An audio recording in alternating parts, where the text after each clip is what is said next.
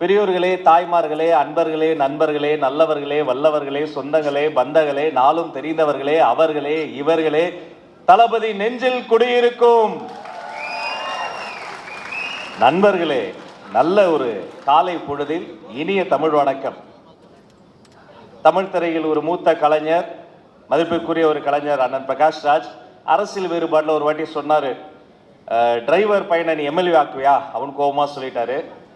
எங்கள் சிஎம் கொஞ்சம் வித்தியாசமானவர், எம்எல்ஏ மட்டும் இல்லை, நடந்து கொண்டு இருக்கிற சட்டமன்றத்தினுடைய கொறடாவாகவே ஆக்கிவிட்டார். அன்பு தம்பி செல்லம் சபரிநாதன் அவர்களே, அண்ணா நகரை எங்கள் அண்ணன் நகராக மாற்றி காட்டிய சாகசக்காரன் சட்டமன்ற உறுப்பினர் ராம்குமார் அவர்களே, புன்னகை மன்னன் பூக்கடையார் அண்ணன் அவர்களே, கழக மாவட்ட செயலாளர், என் பாசத்திற்குரிய போர் யானைகள் பகுதி செயலாளர்கள் ராஜேஷ் மற்றும் நந்தா அவர்களே, வட்ட செயலாளர்களே, சகல அணி உறுப்பினர்களே, தமிழ் திரையுலகினுடைய மிகப்பெரிய ஒரு ஜாம்பவான் பொக்கிஷம், அதே சிரித்த முகத்தோடு எத்தனை 4 தலைமுறை தாண்டி வீறு நடை போடக்கூடிய சிங்கப்பெண் ஜெயசித்ரா அம்மா அவர்களே, சகல இயக்குநர்களே, தயாரிப்பாளர்களே, இந்த விழா இப்படி நடப்பதற்கு ஒன்றும் இல்லை, நடத்திக்கங்கன்னு மட்டும் தான் நான் சொன்னேன். நல்லா பண்ணுங்க, நல்லதை பண்ணுங்கன்னு தான் சொன்னேன்.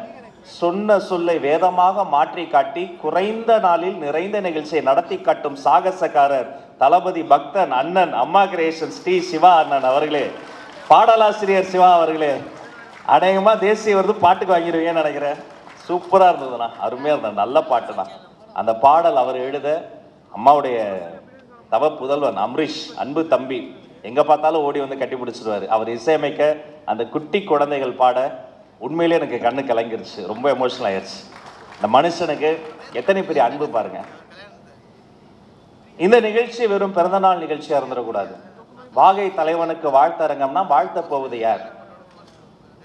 சுவாமி விவேகானந்தர் அவர்கள் சிகாகோவில் பேசிய பேச்சு ஒட்டுமொத்த உலகத்தை புரட்டி போட்டது. ஏன் லேடிஸ் அண்ட் ஜென்டில்மென் என்று ஆரம்பிக்காமல் சகோதர சகோதரிகளை என்ற சகோதரத்தை பரப்பினார். அந்த மாபெரும் மனிதன் சொன்னார், 100 இளைஞர்கள் தாங்க இந்த தேசத்தை மாற்றுகிறேன். இதோ இந்த மேடையில் அந்த 100 இளைஞர்களை இந்த தேசத்திற்காக தருகிறோம்.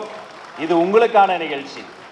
நல்லா பேசுங்க, நல்லதை பேசுங்க, என்ன பேசினாலும் இதயத்திலிருந்து பேசுங்க. பேச்சில் 2 வகை, மூளையில் இருந்து சிந்தித்து பேசுவது ஒரு வகை, இதயத்திலிருந்து பரிசுத்தமாக பேசுவது 2வது வகை. நாகரிகமாக பேசுங்க, நல்ல பல கருத்துக்களை பேசுங்க, மனதில் தோன்றிய கருத்துக்களை அப்படி ஒரு முறை யோசித்து பார்த்து பேசுவது ஒரு வகை, நாம் பேசுவதை கேட்டு அனைவரும் யோசிக்க வைப்பது இன்னொரு வகை. பொதுவா பேராசிரியர் கூஞான சம்பந்தம் ஐயா 3 படிநிலைகளை பேச்சாளர்கள் சொல்வார். நீங்க இருக்கிறதால இதை நான் உங்களுக்கு சொல்லணும். முதல் நிலை நன்கு தயாரித்து பார்த்து பேசுவது. இப்ப பள்ளிக்கூடங்கள்லாம் அப்படிதான் பேசுவோம், மேடையில போய் எழுதி வைத்து பார்த்து அவர்கள் இவர்கள்னு சொல்லி பார்த்து பேசுவோம். 2வது நிலை நல்லா தயாரித்து கொண்டு பார்க்காமலே பேசுவது. கல்லூரி காலங்களில் பேச்சு போட்டிகளில் நீங்கள் வந்து அப்படிதான் தயாரிப்பு பண்ணிடுவோம், அங்கே போய் பார்க்காமலே பேசுவது. 3வது ஒரு படிநிலை இருக்குங்க, தயாரிக்கவே வேண்டாம், நடுராத்திரி எழுப்பி விட்டா கூட பேசுவது. அப்போ நீங்கள் முழு நேர தொழில்முறை பேச்சாளராக மாறிடுவீங்க. கம்பன் கடகத்திலே பேசுவது, திருக்குறள் பேரவையில் பேசுவது, மாபெரும் சபைகளில் முழங்குவது, சொற்பொழிவாற்றுவது, குடமுழக்கில் பேசுவது, இது 3வது நிலை. அப்போ தயாரித்து குறிப்பெடுத்து பார்த்து பேசுவது, குறிப்பெடுத்து பார்க்காமல் பேசுவது, குறிப்புகள் தேவையின்றி பேசுவது. இந்த எளியவன் உங்கள் அன்பு சகோதரர் ராஜ்மோகன் நான் 4வது படிநிலை ஒன்று சொல்லுவேன். என்ன தெரியுமா? நீங்கள் பேசுவது அதை பார்த்து மற்றவர்கள் ஆகா எத்தனை பெரிய கருத்து என்று குறிப்பெடுத்துக் கொள்ளும்படி பேசுவது, அடுத்தவர்களை யோசிக்க வைக்கும்படி பேசுவது. அதுல எங்க குடும்பத்துக்கு வந்து இது அரசியல் நிகழ்ச்சியே கிடையாது. நான் அரசியலே பேச மாட்டேன், மேடைகளை தவிர, அரசியல் எங்க கட்சி மேடையை தவிர மீதி இடங்கள்லாம் பேச மாட்டேன். நல்ல பல கருத்துக்களை பேச நினைப்பேன். அதுதான் நம்மளுடைய சாராம்சமும் கூட. இப்போ நம்மளுடைய மிக முக்கியமான விஷயம் என்னன்னா நாகரிகமாக பேசுவது. ஏன் இங்க என்னுடைய அன்பு குழந்தை, இதே என்னுடைய பேச்சு பட்டறையில் வளர்ந்த ஒரு போர்படை தளபதி, என்னோடு பிறந்தவன், எனக்காகவே பிறந்தவன் தம்பி லயலாமணி வந்திருக்கிறான், என் உள்ளம் கவர் கல்வன். எங்க பேச கூப்பிட்டாலும், யார் பேச கூப்பிட்டாலும் எனக்கு வாட்ஸ்அப்ல மெசேஜ் போடாமல் போகவே மாட்டார். அண்ணா காட்பாடியில் கூப்பிட்றாங்க, நான் போயிட்டு வரேன்னு சொல்லியிருப்பாரு. கண்டிப்பா நீ போட்டுருங்க, யாரையும் போட்டுறதீங்க. ஆனால் நம்ம கிட்ட சொல்லி அண்ணன் ரொம்ப கம்பல் பண்ணி நீங்கள் அனுமதி கொடுத்தா போயிட்டு வந்துடுன்னு அவ்வளவு உரிமையாக அந்த புரோட்டோகால் ஃபாலோ பண்ணி அப்படியே பேசுவார். அப்போ ஒரு செய்தி நான் உங்களுக்கு அவருடைய வாழ்க்கையை வச்சு சொல்ல, அவர் வந்தோடனே எனக்கு நெஞ்சில் நிழலாடியது. நாங்கள் ஊர் ஊராக போய் பேசுவோம். அப்புறம் பனையூரில் ஒரு முக்கியமான நிகழ்வுக்கு போயிருந்தப்ப தளபதி இருக்கிறாரு. நாங்கள்லாம் அங்கே வந்து பக்கத்தில் அந்த நின்றுட்டுருக்கோம். அப்போ அப்படி போனவர் அப்படி நின்று என்னையும் மணியும் பார்த்தார். பார்த்துட்டு நம்மளுடைய தமிழ் திரையுலகினுடைய முத்திரை பதிக்கக்கூடிய முத்தான இயக்குனர், எப்போதுமே வருங்கால தலைமுறைக்கு சேர்த்து எடுக்கக்கூடிய தளபதியினுடைய நெஞ்சில் சிறப்பிடம் பிடித்திருக்கக்கூடிய அன்பு இயக்குனர் வெங்கட் பிரபு இங்கே இருக்கிறாரு. அவரை நான் சொல்ல மறந்துட்டேன், சாரி. எங்கள் லைஃபே உங்கள் படம் மாதிரி தான் இருக்கும், சிரிச்சு கலகலம் தான் இருக்கும். ஆனால் வெளியில் வந்து அப்படி நெருப்பாற்றில் நீந்தக்கூடிய நேரம் இருக்கும். அப்போ நின்றுட்டு இருக்கும்போது அவர் இப்படி பார்த்துட்டு எங்களையே பார்த்தார், நாங்களும் அவரே பார்த்தோம். என்ன பண்ணுறதுன்னு தெரில அப்படின்னாரு. இப்போ எனக்கு டவுட், என்ன கூப்பிட்றாரா அவரை கூப்பிட்றாரு? நான் என்னையா இவரையா அப்படின்னேன். அவர் லைலாமணியை காமிச்சு அப்படின்னாரு. உடனே குடு குடுன்னு ஓட்டாரு. இப்போ நாங்கள் ஒரு 40 பேர் இங்கே நிற்கிறோம். இப்போ எங்களுக்கு இங்கேருந்து அவங்க 2 பேர் பேசிக்கிறது மட்டும் தான் தெரியுது, என்ன பேசுகிறாங்கன்னு தெரில. நான் இங்கேருந்து டப்பிங் பண்ணுறேன். பார்த்தா இவன் ஏதோ இப்படின்றான் அப்படின்றாரு. தளபதி என்ன பண்ணுறாரு, அவரை தோளில் தட்டுறாரு. லைலாமணியை நெஞ்சு இப்படி தொட்டு தொட்டு பேசுகிறாரு.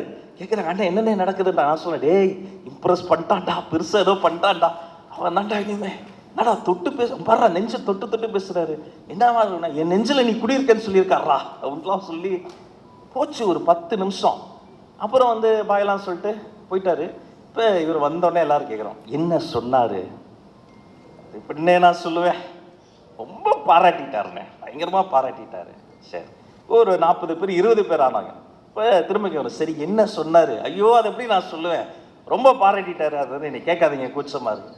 எல்லாம் போய் கடைசி 5 பேர் பக்கத்தில் ஆலடிப்பட்டி தேநீர் கடைக்கு போய் டீலாம் சாப்பிடும். நான் பார்த்துக்கிட்டே இருந்தேன். இப்போ சொன்னேன், மணி நீ யாருன்னு எனக்கு தெரியும், நான் யாருன்னு உனக்கு தெரியும், உண்மையை சொல்லு, என்ன சொன்னார்? அண்ணே கூப்பிட்டாருண்ணே, கிட்ட போனேன், ஒரு டிபேட்டில் பார்த்தேன், நீ என்ன மரியாதை இல்லாமல் எல்லா கட்சிக்காரங்களும் எடுத்தெறிஞ்சு பேசுகிற அப்படின்னாரு. இன்னொரு வாட்டி அப்படி பேசுனா உன்னை தூக்கிடுவேன்னு தோளில் தட்டினாரு. இல்லை தலைவா, உங்களை பற்றி தப்பாக பேசும்போது எனக்கு கோபம் வந்துருச்சு, அதனால் கோபத்தின் வெளிப்பாடு என் நெஞ்சு அப்படியே வெடிச்சிச்சு. நெஞ்செல்லாம் வெடிக்கக்கூடாது, உள்ளே வச்சுக்க, இல்லைன்னா உன்னை என்ன பண்ணணும் அப்படின்னு திட்டிருக்காரு ஃபுல்லாக. அவன் சொல்கிறத கேட்டு எனக்கு வந்து அவர் சொல்கிறத கேட்டு ஆடி போச்சு. ஏன்பா இவ்வளோ திட்டிருக்கிறாரு, அப்புறம் ஏன்பா பாராட்டினார்? இல்லைண்ணா அப்புறம் பாராட்டுறாரு சொன்னா தானே நமக்கு கெத்தாக இருக்கும். ஆனால் நான் யோசிச்சு பார்க்குறேன், எதுக்கு திட்டினாரு? திமுகவையும் அதிமுகவையும் திட்டினதுக்காக ஒரு மனுஷன் கூப்பிட்டு திட்டுறது, அப்படிலாம் நாகரிகம்லாம் பேசான்னு சொன்னா, இவரை விட நாகரிகமான மனிதனை நீங்கள் எங்க பார்க்க முடியும்? உலகத்திலேயே பார்க்க முடியாது. அந்த நொடி எங்க எல்லா பேச்சாளர்களும் ஃபோன் பண்ணி நான் சொன்னேன், தம்பி தப்பி தவறி கூட நாகரிகம் இல்லாமல் யாரையும் எடுத்தெறிஞ்சு பேசுற, அரவணைச்சு பேசுங்க, எதிரியே கைத்தட்டி போட்டு பேசுங்க.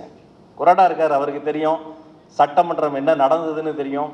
எல்லாரையும் நான் வந்து நேரலை போட தான் சொல்லுவேன். சபாநாயகர்கிட்டே நான் கோரிக்கை வைக்க போகிறேன். ஏன்னா அப்போ தான் யார் யார் எப்படி எப்படி பேசுகிறாங்க, மரியாதை இல்லாமல் பேசுகிறாங்க, உடல் மொழியில் பேசுகிறாங்க, கெட்ட வார்த்தை பேசுகிறாங்கிறதுலாம் வெளில தெரியணும். அந்த பக்கம் எல்லாம் பண்ணாங்க. நான் அங்கே சொன்னதை இங்கே சொல்கிறேன், எழுந்துன்னு ஒன்றே ஒன்று தான் சொன்னேன், உங்களை போல பேச தெரியாமல் இல்லை, வெற்றி தலைவரின் கடைக்கன் பார்வைக்கு கட்டுப்பட்டு ஒழுக்கத்தோடு இருக்கிற கூட்டம் நாங்கள். அந்த ஒழுக்கத்தோடு நீங்களும் பேசணும், சும்மா கிடையாதுங்க. 28 ஆண்டு கால பயணம்ங்க. இதே என்னுடைய எழும்பூர் அரசு மருத்துவமனையில் பிறந்த தலைவன், என் தலைவன் ஒரு சாதாரண துணை இயக்குனர், கஷ்டப்படுற சூழலில் பிறந்தார், கஷ்டப்பட்டு தான் பிறந்தார். நானும் அதே எழும்பூர் மருத்துவமனையில் தான் பிறந்தேன். அங்கே பிறக்கக்கூடிய குழந்தைகளுக்கு, அவர் பிறந்த தினத்தில் பிறக்கக்கூடிய குழந்தைகளுக்கு, அன்று பிறக்கும் குழந்தைகளுக்கு தங்க மோதிரம் போடக்கூடிய கூட்டம் எங்களுடைய கூட்டம். தளபதி போடலாம், எங்கள் செயலாளர்கள்லாம் போய் போடுவோம், 28 வருஷமாக போட்டுக்கிட்டு இருக்கோம். பிறந்த குழந்தைக்கு தங்க மோதிரம், வளரும் குழந்தைக்கு வீடு சின்ன வீடாக இருக்கும், வீட்டில் அப்பா அம்மா சண்டை போட்டால் படிக்க முடியாது.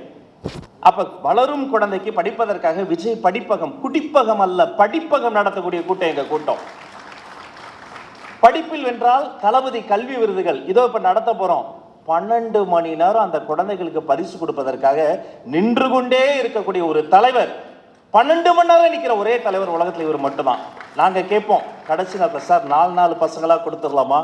அவனு கொடுப்பா, இல்லைப்பா இவங்க தானே ரொம்ப நேரம் வெயிட் பண்ணுறாங்க, அப்போ இவங்களுக்கு தான் ரொம்ப டைம் கொடுக்கணும், நான் நிற்கிறேன்ப்பா அப்படின்னு ஒவ்வொருத்தரையும் கூப்பிட்டு 12 மணி நேரம் நின்று கொடுப்பார். பிறந்த குழந்தைக்கு தங்க மோதிரம், வளரும் குழந்தைக்கு படிப்பகம், படிப்பில் வென்றால் தளபதி கல்வி விருதுகள், வேலைக்கு போகிற குழந்தைக்கு எங்கேயாவது அடிபட்டுருச்சுன்னா விஜய் குருதியகம், வாழ்வு கொடுக்க விஜய் குருதியகம், வயிற்றை நிறைக்க தளபதி விலையில்லா விருந்தகம். அன்றே ஒரு சர்க்கார் செய்ய வேண்டியதை சத்தமில்லாமல் செய்த சர்க்கார் எங்களுடைய பாச தலைவர். அவரிடமிருந்து நம்ம என்ன கற்றுக்கணும் அப்படின்னா, இந்த சோஷியல் அவேர்னஸ், இந்த சோஷியல் வெல்னஸ் ப்ரோக்ராம் அவ்வளோ சீக்கிரத்தில் நீங்கள் தளபதி ரசிகர் மன்றம்னு நீங்கள் போர்டு வைக்க முடியாது, அனுமதி தரமாட்டோம். நீங்கள் போயிட்டு அப்போல்லாம் அந்த கோனிக்கா ஃபிலிம் ரோல் இருக்கும், 32 ஃபோட்டோஸ் எடுக்க முடியும்.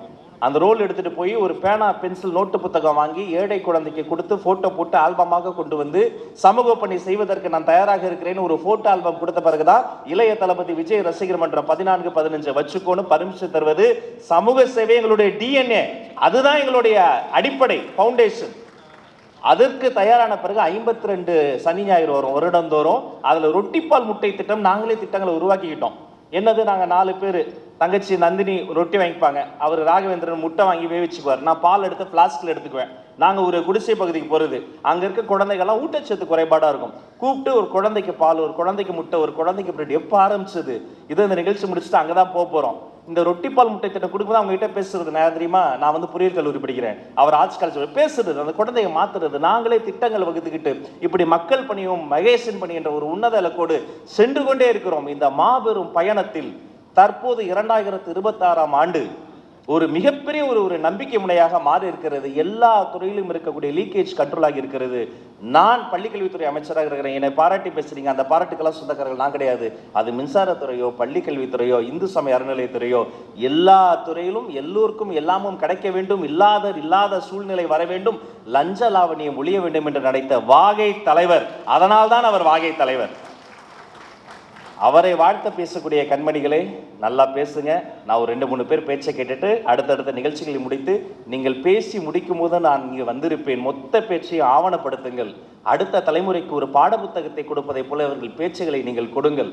எங்கள் பேச்சு பட்டறைக்கு நீங்களும் தேவை. இந்த நாடு நலம் பெற உங்கள் அன்பும் ஆதரவும் ஆற்றலும் தேவை. நாம் எல்லோரும் சேர்ந்து வாருங்கள், வாகை தலைவனின் தலைமையில் ஒரு வெற்றி தமிழகத்தை உருவாக்கி காட்டுவோம் என்று சொல்லி